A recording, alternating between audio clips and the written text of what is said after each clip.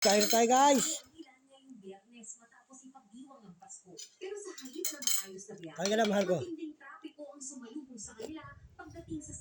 Gusto mo ba ulam niya mahal ko? Ha? Ayaw mo gusto mo? Gusto. Ayun.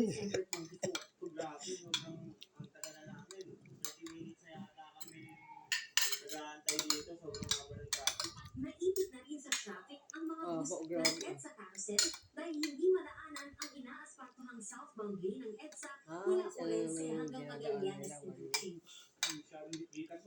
Pareho.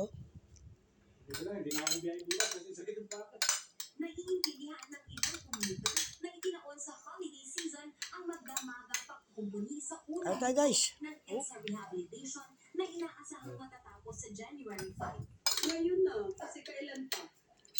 Baka makurap na ang budget. Kasi yun. Hanggang mag-test, basta magandang ang transportation. So, expected na rin naman. It's much better na rin ng holiday kaysa pag may pasok, mas abala sa mga estudyante. May ilang motorista namang hindi sang-ayon. Kasi dapat hindi mo na ngayon. Kita mo naman, ang haba ng traffic dito. Dapat yan naman tagal ginagawa mo, hindi dapat sa umaga